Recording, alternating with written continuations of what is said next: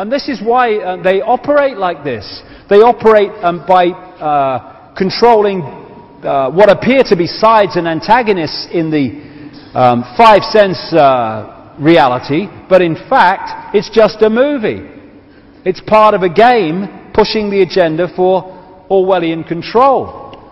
This is what I'm talking about with that image earlier. These people, they might appear to fight in the movie, but actually they're controlled ultimately by the same force to the same end. And some of these will be the reptilian bloodline, some of them might not be. I think most of these probably are. But these are just puppets. Even they might be powerful puppets over people below them in the structure, but they're still puppets of the shadow people who are really calling the shots and deciding what goes on and what doesn't.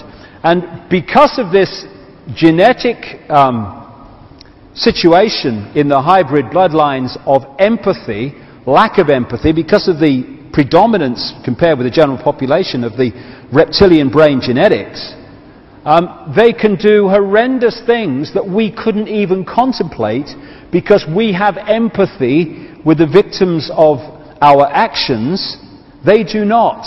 Without that emotional consequence, there are no limits, and we see that on the news every day. Another coordinate, the way that we are manipulated through what are mind and emotional manipulation techniques. Problem, reaction, solution. There was a term I came up with years ago to describe something that is known as the Hegelian dialectic among people with, who like long syllables. And makes you sound really clever, you know. It would never make me sound clever, bloody hell. Crown Hill Secondary Modern. Third window on the left with the best view of the games period. That was me at school. Problem, reaction, solution. The highest official level of the Scottish Rite of Freemasonry is the 33rd degree, and it has this motto, Ordo ab chaos, order out of chaos. And it translates to me as problem, reaction, solution. It works like this. You want to change society in a certain way here. You know that if you announce that openly, you're going to get an adverse reaction from the people. Imagine if the changes that have happened since 9/11 in terms of the destruction of freedoms and civil liberties had been proposed without 9/11. What you do? We're doing. This is a fascist state. We're not having this. Oh, well, no, we've got to have it because the terrorists, you know. Problem, reaction, solution. So, you don't announce it openly. You, at stage one, create a problem. Terrorist bomb. I'm coming out. Terrorist bomb. I've got a wire loose. I read that in the Mirror once. He's got a wire loose, he said. They're right. And you create a problem. Terrorist bomb, war, run on a currency, credit crunch, rising food prices. Anything that will allow you to offer the solution you want to change society. You then tell the people the version of the problem that you want them to believe, i.e. Bin Laden did this, Lee Harvey Oswald did this. And the pathetic mainstream media, instead of investigating the official version, just repeat it to the people, and the people at stage two are supposed to react, and most of the time they do. React with outrage, with fear, and they say, something must be done, this can't go on, what are they going to do about it? At which point those who covertly created the problem got that reaction, offer the solutions to the problems they have themselves covertly created, and those solutions are changes in society which advance the Orwellian state and the centralization of power, so the few can have more and more power over the many by this centralization of power. So if you look at the Second World War, these bloodlines were behind Soviet communism, they were behind the capitalist countries, or cartelist countries in truth, of the West, and they were behind, including America, and they were behind Nazi fascism, bringing Hitler to power. They then bring them in conflict, called a Second World War. Massive problem. The Second World War in just a few years, and people were saying in their desperate state. Something must be done. This can't go on. They were open to stop this, no more war. And so we got the solution. We'll centralize global power. So out of this came the European Union. That was justified too. Let's trade instead of fight, which sounded good at the time, but actually that wasn't the agenda. The United Nations, and an explosion of centralization of power in banking and business and politics on a global level, justified by the problem. None of which would have happened had it not been for the Second World War, which these bloodlines funded, including the Bush family.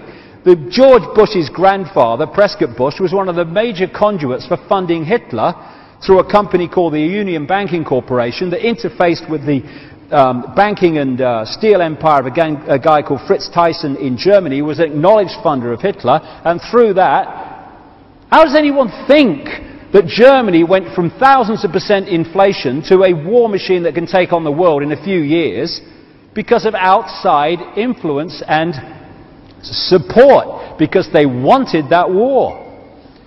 There's even another version of this now called no problem reaction solution, i.e. weapons of mass destruction in Iraq. You don't even need a real problem, you just need the perception of it.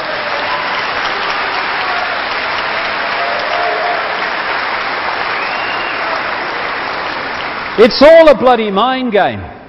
And so when you look at 9/11, the official story is like something from Alice in Bloody Wonderland. It's a fairy story. And all these anomalies come up. And anomalies come up for a simple reason. Cover stories aren't true. There must be anomalies. This is Building 7 as it was falling, with the bloody blasts coming out as it came down like a controlled explosion. That looks like a controlled explosion to me. You know why? Why? Because it bloody was. That's why. This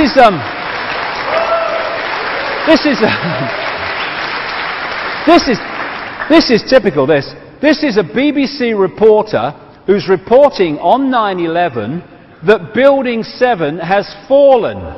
It was in the shot behind her, right?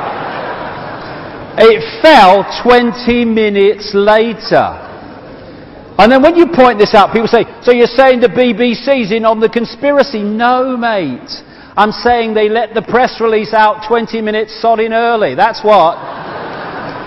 That's why some other people in the media reported it 20 minutes earlier and all. It was orchestrated. Problem, reaction, solution.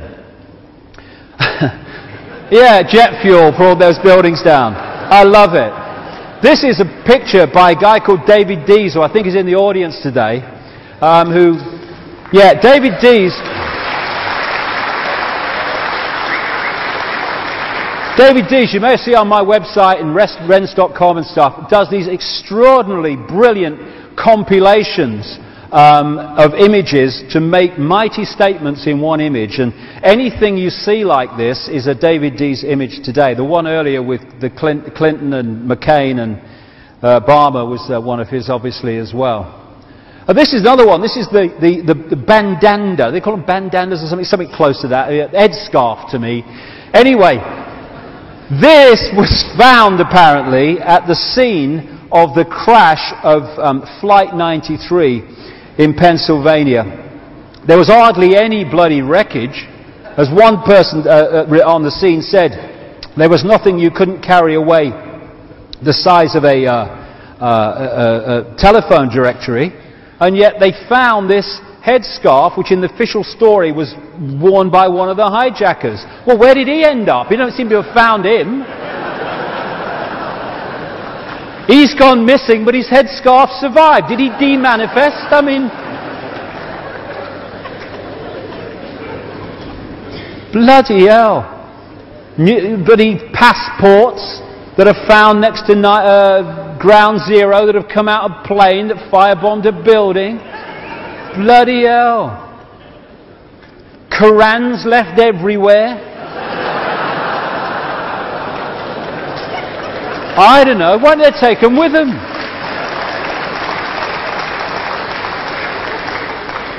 I reckon they were the Islamic version of the Gideons. I think they did it. I think they did it. I blame them. bullshit. It's all bullshit. It's all bullshit. And more people, even academics, left-brain academics, are looking at the left-brain version of this and saying, don't make sense, mate. And it don't. And this was a poster I found on the internet, which may be real or may be right. It looks real to me with the trees in the background. But on September the 11th, ask yourself, when history repeats, do we notice? It was the Nazis that burnt down the German Parliament building and blamed someone else to justify introducing the fascist state, in effect, in Germany. There you go. The war on terror is a war by terrorists to get us to succumb to the terrorists. Inside job. And more people are beginning to understand that. Hallelujah. And because they're creating problems which they can put solutions to, you find the same people turning up with the problem and the solution quite often. This is 1983. This is Donald Rumsfeld, who on behalf of the Father Bush-Reagan administration was going to meet Saddam Hussein to arrange the shipment from America of biological and chemical weapons to Iraq to use against the Iranians, and these were used against the Kurds. Oh, we've got to stop Saddam Hussein. He used chemical weapons against the Kurds. Yes, the buggers you gave him. This is how it works. Don't take my word for it. This is official documents. This is a report on the release of these documents in 2002, I think it was. Donald Rumsfeld, the US Defense Secretary and one of the most strident critics of Saddam Hussein, met the Iraq president in 1983 to ease the way for US companies to sell biological and chemical weapons, including anthrax and bubonic plague cultures, according to newly declassified US government documents. And then he says, they've got chemical weapons, stop Saddam Hussein, we must invade. He was on the board of this European engineering giant called ABB in 2000 when they sold nuclear technology to North Korea. When he became Defense Secretary in the Bush administration, he said, North Korea is a threat to the world because they've got nuclear technology. This is how it works. Create the problem, offer the solution. Then we've got this guy. This guy was pulled out of Saudi Arabia to front up the Mujahideen fight against the Soviet occupation of Afghanistan, funded by the Saudi royal family, by America, by Britain. The Mujahideen were taken to America to, as I've documented in books and other talks, to be trained in terrorism operations. The British military sent people to train them, and they then became the terrorists that we're supposed to give our freedoms away to fight. And a few years ago, well, actually very much more recently than that, maybe about a year ago, this guy, Zbigniew Brzezinski,